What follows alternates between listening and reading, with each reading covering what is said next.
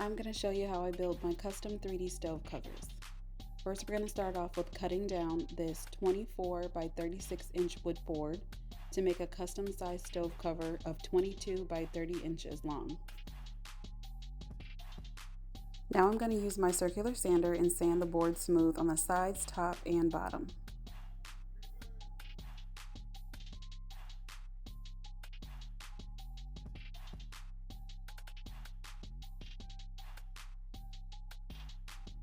So now we're ready to paint. 2 stove covers will be black and 1 will be a white distress. You can use paint or stain for your stove covers. I have done both. I've opted for these orders to do black acrylic paint because it dries smooth. I absolutely love the finish of this specific black paint, as well as the dry time for the stain can take a lot longer, which prolongs my customers getting their order. So for this case, I am using the black acrylic paint. I will put the description of the paint in my post so that you can view it and see if it's something that works for you. It is one of my favorite brands and I use it for most of my orders.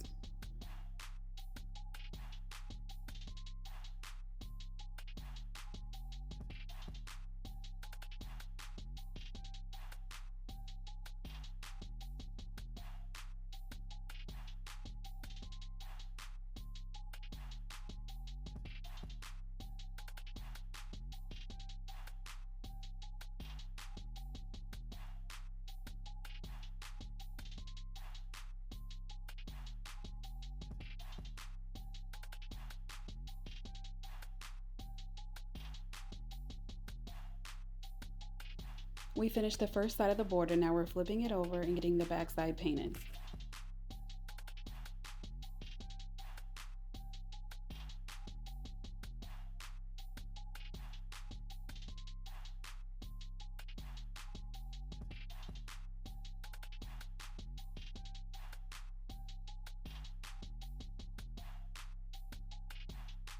And on to the second board. So we're going to start the second board. This one is a little bit larger than the last.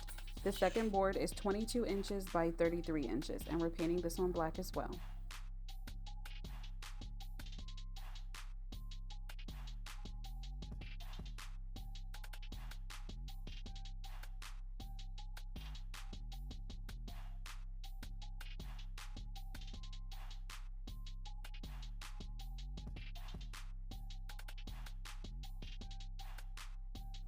I'm cleaning up the sides with the paint and now I'm flipping it over and getting the back painted.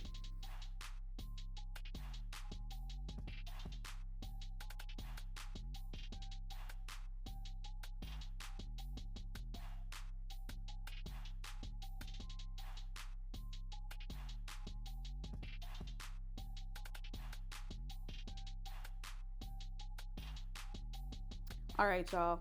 Oops. So I forgot to paint the white stove cover on camera. So here is the distressed white stove cover with the template laid out ready to assemble. Yes, I do see that the side slats I have laid on the stove cover are black. These do not go with this stove cover. I simply had these already cut and ready to go. So I'm just gonna lay them out to help me measure and get everything centered using my pre-made templates.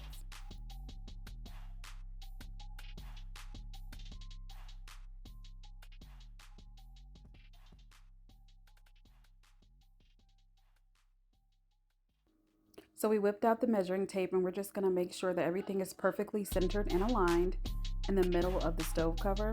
You'll see me moving things around just a smidgen to make sure everything matches up and aligns straight, because once you peel this adhesive off and lay your lettering or design down, it is extremely hard to move. 9 times out of 10 you will have to break them off, sand it, and rebuild, print, and start over.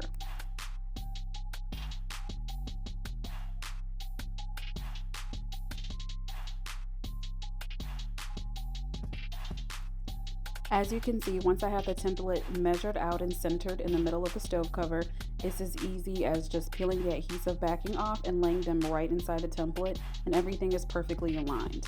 When I discovered how easy it would be to design templates and use them for assembling, it has been a complete game changer for my business.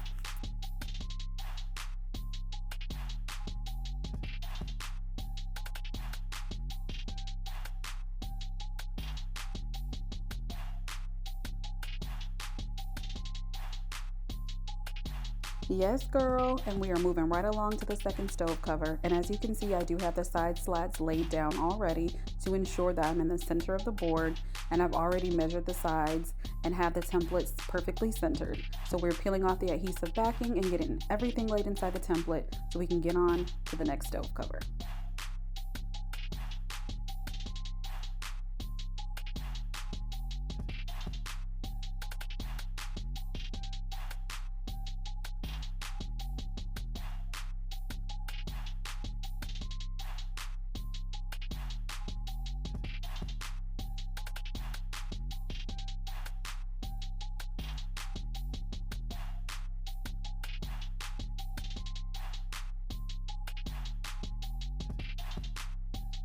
Ooh, child, I was tired of me watching me peel all the adhesive backing off, but that's just a part of the job. So now we have gotten the last piece in and we are taking off the template and voila. Now we're gonna go ahead and get the rest of my side slats cut.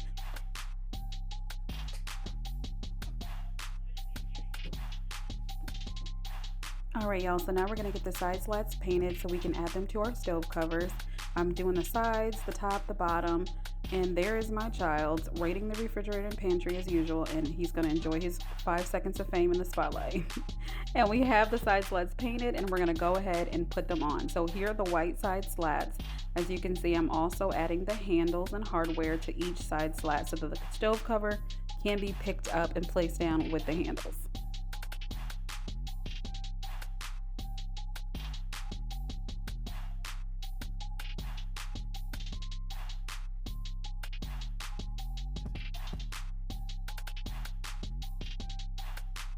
And now we're going to go ahead and put the side slats on the second stove cover.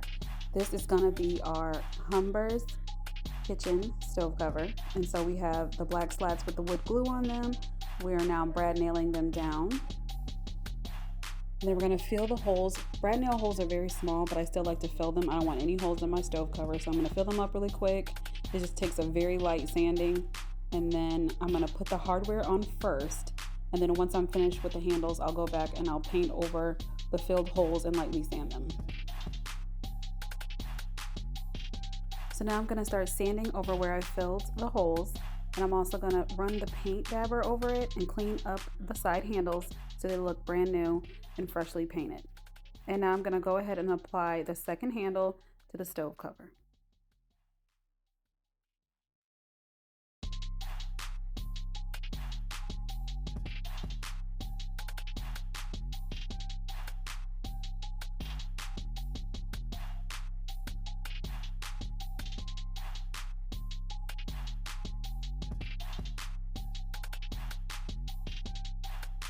Now we're going to go ahead and apply the stove cover handles to the Watts stove cover the same way I did the last two. I'm going to go ahead and get the handles evenly spaced out. I do use this wood cut sheet to make sure they're even on both sides. I'm going to quickly use my tape measure to verify the distance between each handle, and now we're good to install.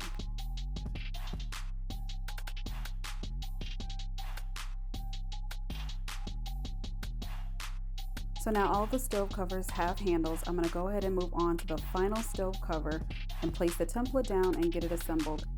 I have the tape measure out, making sure the template is evenly spaced between the stove cover sides.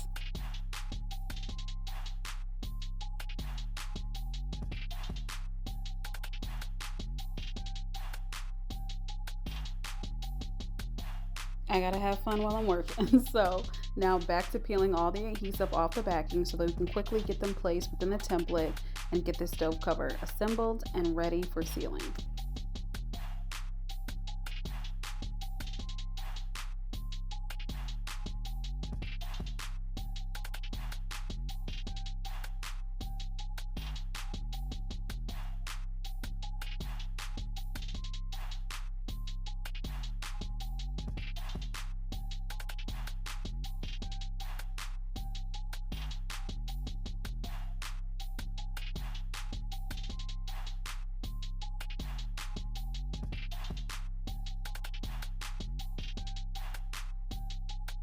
All right, y'all, we're down to the final piece and we'll be able to pull the template off to see the finished design.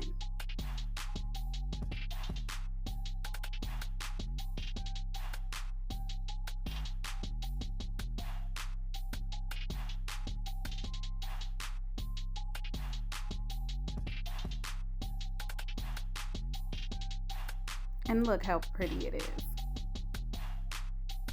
All right, we did a little bit more sanding, so we're gonna do a few final touch-ups on the stove covers before the grand reveal.